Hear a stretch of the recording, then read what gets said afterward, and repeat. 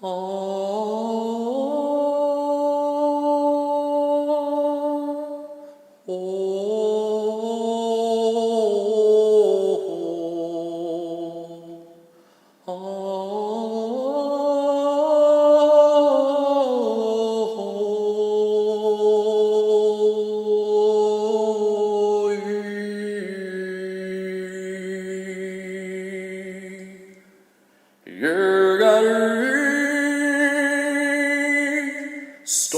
du står,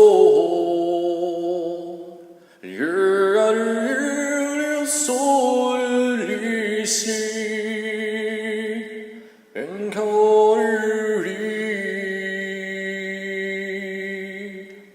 gör håller stizi, lögar håller slig, står du lälgen till står du hin,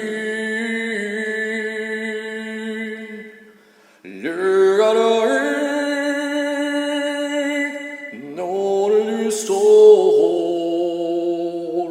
lögar hur du står du slisig,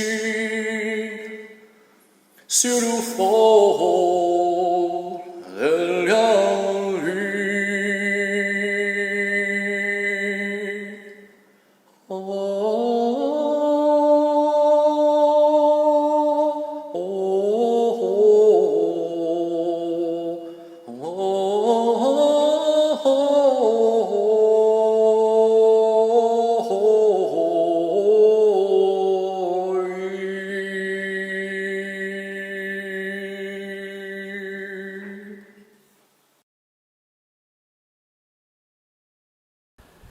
Hello everyone, how are you? I'm Mari Thurger and today I'm going to talk a little bit about Sitja Úti, or also known as Útiseta, sitting outside. Because this is our very first video of November and I can't quite let go of the mood of the previous month. So let's extend the spooky season for a little bit longer. In fact, this is a 2020 video, so it has been spooky season since the very beginning and not for the best reasons. Anyway, this is a video in response to one of my patrons interested in this sort of semi-shamanic action found in a couple of Old Norse written sources, as well as medieval ones, often related to prophecy, divination, and also to receive knowledge from the supernatural entities.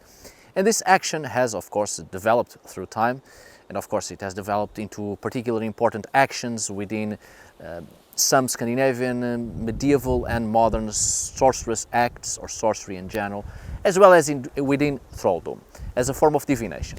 So I do hope you enjoy today's video. Please.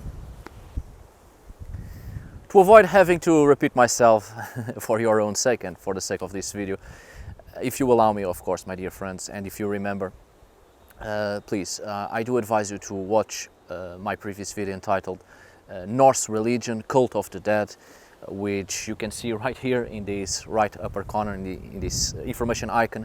You can click in there. I've already talked a little bit about Sitja Úti on that video because indeed it's intimately tied with the actions performed on burial mounds. Sitting on them or sitting on a raised platform and contacting with the dead. The basic idea is to receive knowledge from the departed, and this knowledge, information, prophecy often comes in prophetic dreams. So precisely a solitary action on a place where the dead inhabit or reside, and spending some time there all by yourself. So on that video I have spoken about the tradition of sitting on a burial mound. I've talked about this before several times, including on the video about Icelandic magical staves as well, as there were certain performances within Icelandic sorcery, modern sorcery, that required sitting on burial mounds or sometimes crossroads as pathways of the dead in an attempt to receive knowledge from supernatural entities, mostly from the souls of the dead or the departed. Now, Sitja Úti, or sitting out, is a type of shamanic or let's say, semi-shamanic divination method mentioned by Snorre Sturluson in the source Heimskringla. Sitja Úti meant to spend a night out on crossways amidst invocations to the powers of darkness to reveal secrets or tender counsel, or so it is described in the sources as such. Not much is said about Sitja Úti actually, but its equivalent, Útiseta, is recorded in later modern Icelandic folklore. There is a particular interesting point in Útiseta in later modern Icelandic folklore concerning the use of a cat and or the presence of a cat.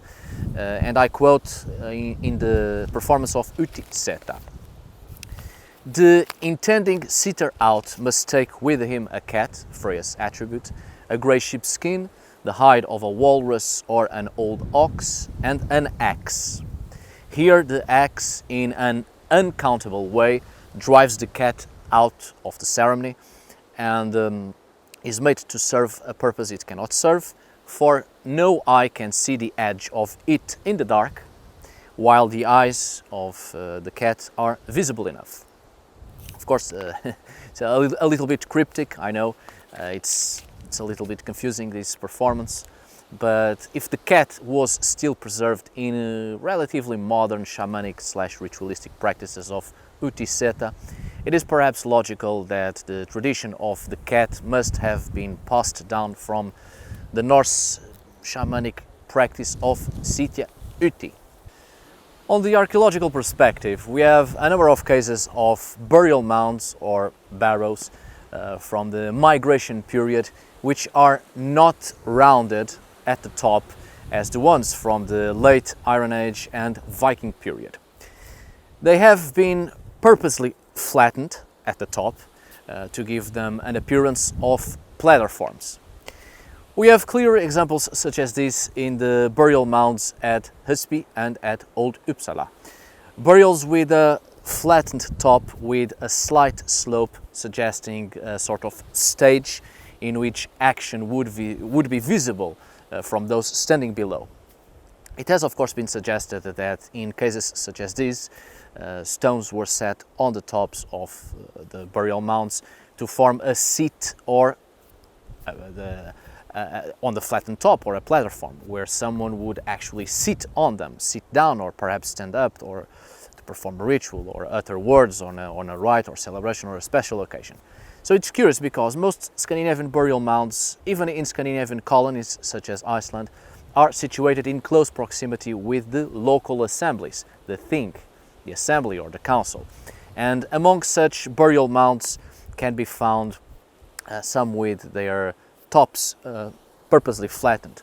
So it seems clear these specific burial mounds were intended for some public ceremony. But this idea of sitting on a high platform resembles the performance of seidr actually. As you know, and in a few words, seidr is the name given to the divination rite in which the vulva took part. The vulva, plural, volur, the prophetesses or the seeresses, sat upon a seat raised high above the ground. The seat is called seidr, precisely seidr platform. The vulva or the prophetess stood there high above the ground, sitting on her seat of power while people came to her, one at a time, to receive her wisdom, to receive the words of prophecy. Divination. Supposedly the vulva sat on this high platform to see what was normally hidden from man's eyes or mortals' eyes. It's curious because the little information in the Old Norse written sources related to the performance of the vulva, the prophetess, it seems her prophetic visions were given to her by the aid of her helping spirits, singular the vordr, plural verdir. These helping spirits, or tutelary spirits to be more precise, were often referred to as the spirits of the dead, or simply the spirits of the departed, that maintained a close relationship with the vulva, a relationship of familiarity. And such helping spirits seem to act as assistant spirits to the vulva, to the prophetess, or the seeress, or the soothsayer. In this way, we have a connection between sitting on burial mounds, on their flattened tops, serving as the seat of the vulva, the seidr platform, and calling upon the spirits of the departed, the spirits of the dead, which coincides to a certain extent with the performance of Sitja Úti and knowledge being received from the dead. So Sitja Úti could be, in part, maybe the remnants of a far older divination performance within seidr itself, but we shall explore this further ahead. As Christianity progressively spread all over Scandinavia and the cult around the dead and the burial mounds within the burial mounds was prohibited, people continued in another way. They found another way, performing Sitja Úti, sitting out on crossways, crossroads, cemeteries, old graveyards, which is often associated with the paths of the dead, where the dead or the ancestors and other spiritual entities are said to cross, and from them hidden knowledge, secret wisdom can be obtained. Now, I might be wrong, of course, on my next assessment, but it seems to be the shamanic origins of Sitja Úti, which was originally performed on top of burial mounds or in places where the dead reside. And the idea later on of crossroads and cemeteries actually comes closer to Christian perspectives on witchcraft and communication with the dead. Sitja Úti was prohibited in continental Scandinavia earlier than in Iceland, actually, probably already prohibited in the 10th century, which is why both fortunately and unfortunately we still have some written sources about this subject, but only from the Icelandic medieval cultural point of view. In Iceland, many pagan traditions remained quite strong, at least until the 11th century and well into the Catholic period. Much was still allowed, provided of course that it was done indoors and not in the open for everyone to see. With Protestantism in Iceland around the 15th and 16th century, well, everything changed and these performances were utterly abolished. But during the Catholic period, there are still written sources, written records concerning Sitja Úti, but as something that could be punishable by law if caught in the act, of course. For instance, in Icelandic law books, we might have more clues about Sitja Úti. In Icelandic law books, it is clear that the practice of magic, any magic in general, any sorcerous act, has a clear negative meaning, and that is very well present in the texts and concerning the penalties for the crime of sorcery. Sorcery is related to troll, or the invocation of magical entities and demons, which are also generally understood as troll, the term troll, or a word related to troll. More often it is trollskapre or trollskapar. We also have interesting examples in the sagas and what should happen if a person was caught doing sorcery.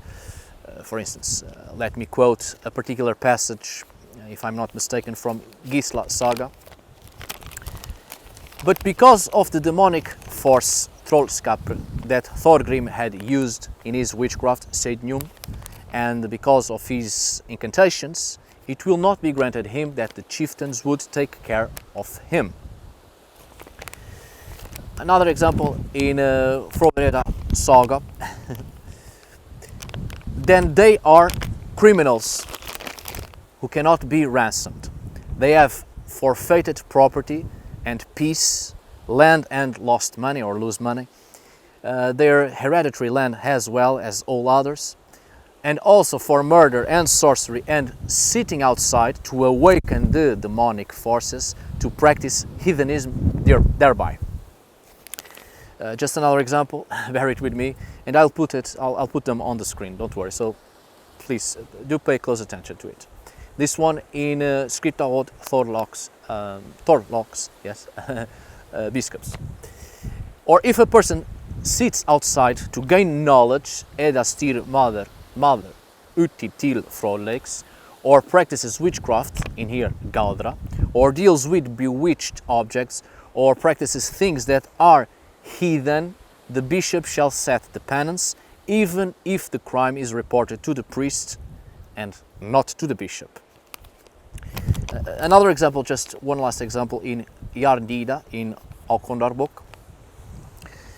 Then they are criminals who cannot be ransomed, again the same idea as before, and also for murder and sorcery, fordaduskap, and soothsaying, spåfarar, spå in here being divination and sitting outside, utesittning precisely, to awaken the demonic forces, väcka, troll, uppe.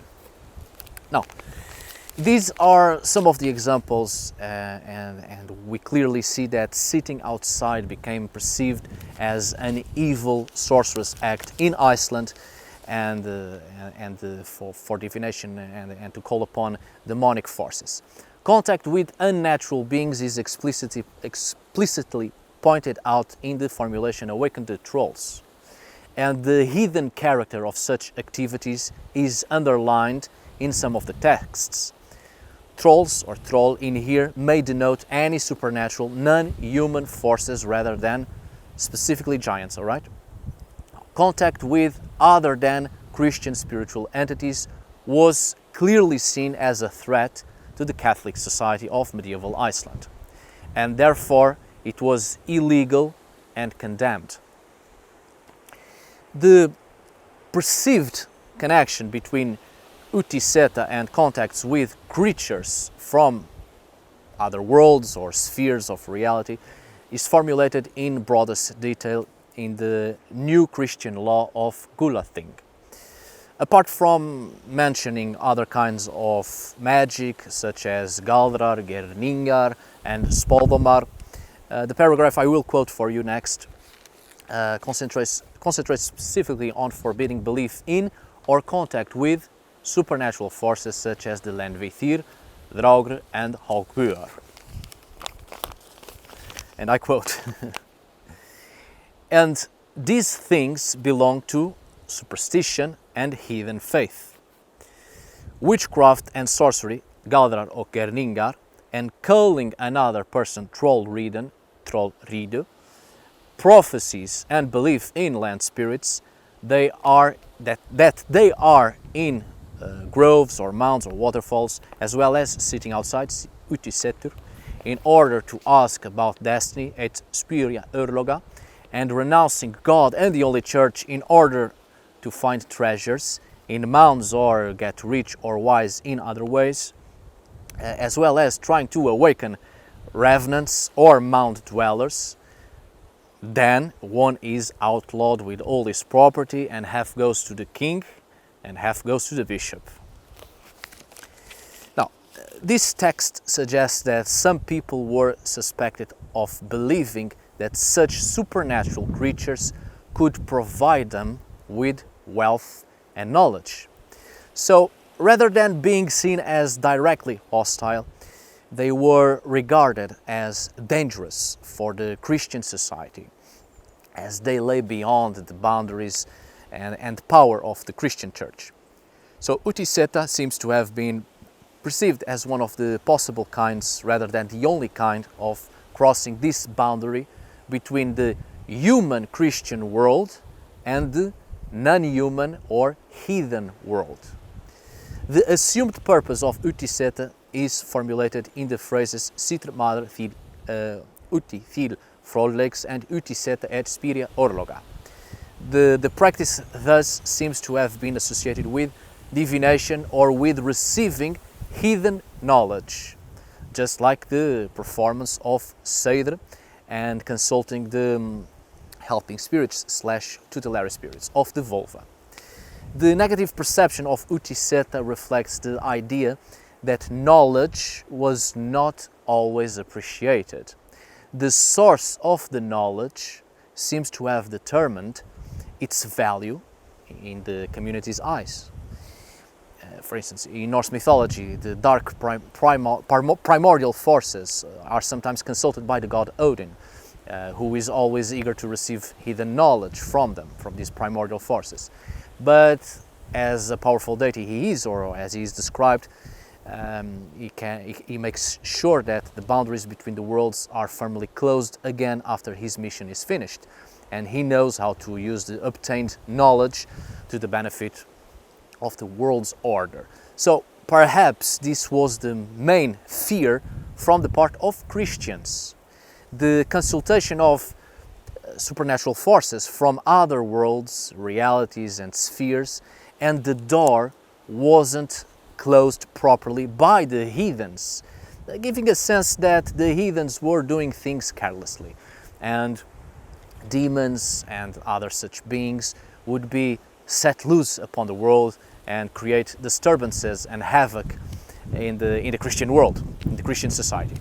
So this fear is curious because it isn't particular the fear of the practices of the heathens, but the fear of Judeo-Christian demonology and perceptions of witchcraft, and equating such practices with what they witnessed heathens doing.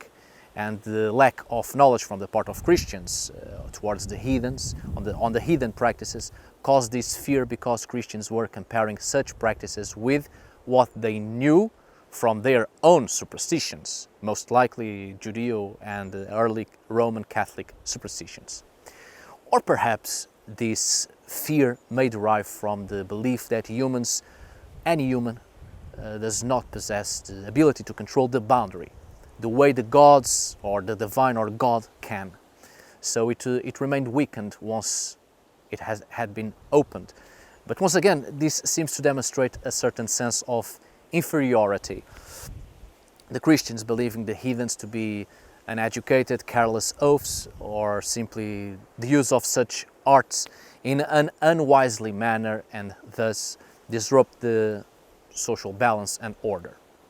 In non-legal sources, we may expect a less condemnatory representation of Útiseta, but the term is so scarce that we cannot fully prove this. The only narrative text that mentions the practice is Håkonar saga Heidi in Heimskringla. The episode takes place before a battle between the king, Håkon, and Hingi, and the former's foster mother is said to have let a woman, Sitja Úti, sitting outside, in order to find out how Håkon could win the battle. Please, let me quote again for a better understanding of this part. I quote, "People say that Gunhildr, King Håkon's foster mother, who had been married to Simon, had someone sit outside for Håkon's victory. It was revealed that they should fight King Hingi at night, but never by day. Håkon promised to obey. It is said that it was a woman called Thordis Skeia who sat outside, but I do not know if it is true." Pay close attention to this last point. It is clear that there isn't a direct condemnation to the practice of Útiseta in this text, but the fact that there is no further mention of it and Snorre distances himself from the account shows that it was known in Snorri's time, the 13th century Catholic Iceland, that Sitja Úti was something not at all acceptable already. And giving too much focus on it in the text would have created a negative picture of the king himself. After all, the Heimskringla is an account to extol Scandinavian kings, as Snorre was writing this commissioned by the nobility. So the account of kings in Heimskringla is also purposely creating a good image of the male kings and less on the female characters, the female historical figures, as Gunhildr herself is depicted as a witch, the most powerful of them all, always in a negative perspective and quite degrading actually, as her life ends in total misery and sorrow, in a sense of having been punished by her evil doings and witchy ways. Now, in this particular account, it seems that such contact with other worldly forces was perceived as suspicious in all contexts. Sadly, this prose work does not provide any more details or clues of the practice than the legal sources as previously spoken. So, for any information on the procedure of Sitja Úti or Útiseta, we have to rely on later sources in Icelandic modern folk traditions. A more detailed description of the actual practice is known only from Icelandic modern folk traditions, in which it is connected to contacting the dead rather than any unspecified otherworldly forces. The practice is called sitting or lying on the crossroads, Sitja or Sitja Úti all krossgråten, or also sitting out for knowledge, Sitja Úti til frétta. Apparently it must take place on New Year's night at the crossroads, where the roads lead to 4 churches. One must be equipped with a grey cat, a grey sheep skin, the skin of a walrus or an old bull or an old ox, and an axe, as previously mentioned in the beginning of this video. One is supposed to cover oneself with the skin so that no body part remains uncovered, and to hold the axe and focus on its blade without looking away. Then one can start chanting magical formulas in order to summon the dead. Then his kinsmen, who are buried by some of the 4 churches, come to him and answer everything he asks them, both about the past and the future. It's interesting, this connection to holy ground and receiving knowledge from the dead, from the departed, from the kinsmen, especially the dead ancestors. So this bears close parallels with what was previously mentioned in the case of seidr, the seidr performance atop burial mounds, a sacred ground, and calling upon the dead, or receive knowledge or secret wisdom from the mound dwellers, from the ancestors, from the kinsmen of the community, buried within the mounds themselves. Of course, much has surely changed from whatever and however the practice was done in pre-Christian times and how it was done in modern Iceland. But I think it's safe to say that the essential idea of Útiseta remains as a means of contacting other worlds, other supernatural entities, and particularly the spirits of the departed. The fact that these notions were retained throughout the centuries suggests that Útiseta was seen as a highly specific kind of magic which did not easily blend it together with more general concepts, so apparently originally not part of seidr. I think it's also noteworthy to mention the practice of trolldom in Swedish folklore, particularly the practice of waking up the dead, precisely to draw some parallels here, although those are folklore traditional sources, even more recent, 19th, 20th century, more recent than the ones from the Icelandic folklore practices of modern period. But they still retain a couple of ideas we find in Útiseta and or Sitja Úti. In Swedish trolldom, there is the practice known as väcka döda, awakening the dead. This is a practice, as the name suggests, to wake up the dead from specifically from their graves. This is a sort of branch from utesittning, sitting outside. And already in here we see the etymological similarities with Útiseta or Sitja Úti. Väcka döda is to awake the spirit of a dead person in order to question the spirit to acquire knowledge. The practice alone, nowadays, involves a simple walk around the person's grave 3 times counterclockwise and simply calling the spirit up, using one's own words, or even a troll formula, spoken words or written words which serve as spells, enchantments or incantations, trollformel.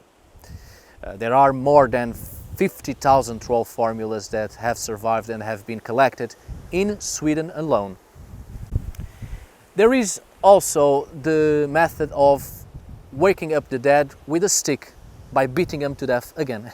Now, it usually involves the cutting of a sapling and transform it into a stick.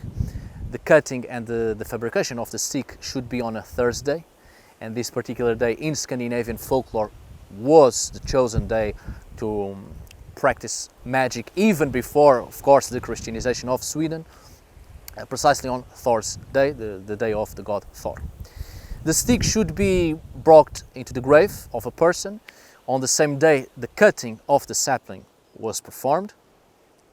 The name of the person has to be spoken, culled out, making cuts in the hair with the stick while culling out the name of the person. And as such, the dead eventually comes up and speaks, and questions may be asked, especially or perhaps exclusively questions concerning future events. It's always about divination methods, as you can see. Or at least the 19th century Swedish folklore sources concerning trolldom say so. Another example, a year-old hazel branch can also be used to conjure the dead by creating a circle with it around the chosen grave, with the left hand taking 3 handfuls of dirt from the grave and hold it, saying precisely the formula that I will put in here on the screen. So, well, have fun with it. I do not wish right now to call upon any of the dead. Now, in Swedish trolldom, there are several methods to wake up the dead or use some element of their graves, often the dirt from the grave, as I said, to communicate with them and obtain knowledge from the dead, always concerning divination, spådom, always concerning future events, prophecy, just as seidr was also mainly a divination method, especially the performances to call upon the spirits and sitting on a grave mound, a burial mound, which was to answer questions concerning future events precisely, which later evolved to sitting outside, Sitja Úti or Útiseta, which in Swedish became known as utesittning. Now, I doubt that this performance was called as such in pre-Christian Scandinavia. This idea of sitting out, perhaps in part, seems to be a Christian conception, as in performing sorcery outside the boundary of the society, outside the boundary where Christian power and rulership wouldn't reach, beyond the boundaries of the religious control of the church, therefore in unholy grounds. Even in the late Viking period, in Norway from the 10th century onwards, precisely when King Haakon I of Norway was trying to force the heathens into Christianity, and in the 11th century as well in Sweden, which is the official Christianization of Sweden as you know it. And these already by this time practices of magic were already seen as something that should be practiced outside of society, outside the community. And it is in these periods that we start to see a great deal of terms and names to label practitioners of magic as people from outside, regarded as being outsiders, foreigners even, or outlaws, or completely shunned by the society.